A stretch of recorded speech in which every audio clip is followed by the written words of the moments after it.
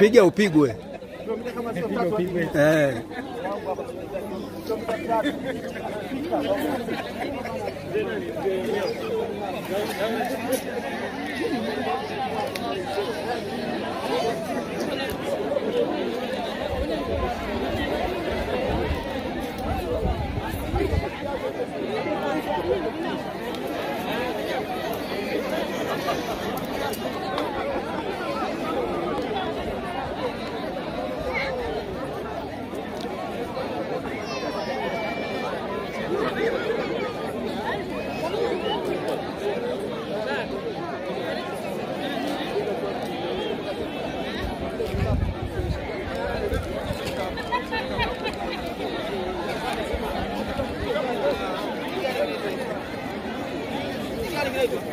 Kijiji cha Mbewe. Kijiji cha Mbewe, lakini Silas ambaye ni mwenyeji wetu ambaye ndiye alikuwa ameongozana pia ameshikana pale mtokana ni mfiwa. Kwa anaenda kuingia pale ndani na anafika kutoka pale. Tunatembea zaidi ya kilomita 3 kwa mguu kufika maeneo ya hapo. Lakini pia zao la huko kubwa sana ni karanga. Kwa hiyo mshikamano huu Mungu akubariki na Mungu akujalie sana. Na mtangulisha Afrika kila mmoja hapa anaanza vile kikao namna gani anaanza kujishughulikia. Kwa kutumia jamani.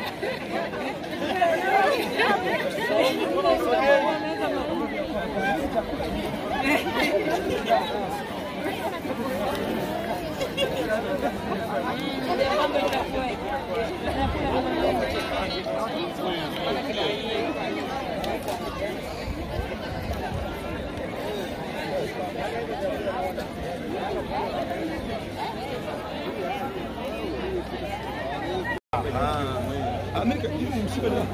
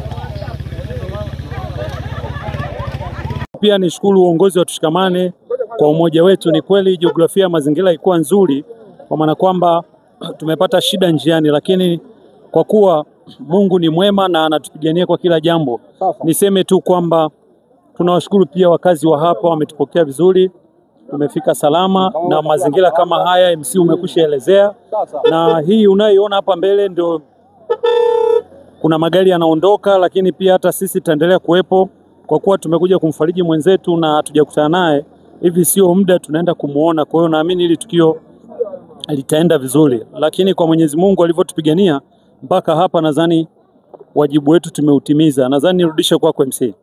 Asante sana, lakini pia siku ya leo nataka kusema kwamba tumepata fursa nzuri sana kutembelewa na Sultani Uwezo TV ambao tuko live leo katika kijiji cha Mbewe, kata ya Japanda Yula, kata ya Yula, kijiji cha Mbewe. Asante sana kwa kufikia hapa. Nadhani sasa tunaenda kumtafuta ambaye tumeweza kumfuata ndugu yetu, naye kwa sababu ya umoja wetu tuweza kufika. Kama unavyoona toka kule mpaka huku, wote sisi ni wanadoshikamane, tunaendelea kula karanga, tumepokelewa kwa ajili ya kupata chochote kitu. Lakini pia kama unavyoona ni wafiwa na wao wametoka sehemu mbalimbali, wale wapo waliotoka Mbozi, wapo waliotoka Mbeya, lakini wapo waliotoka Dar es Salaam, na wenyewe pia wameshafika katika kijiji hiki.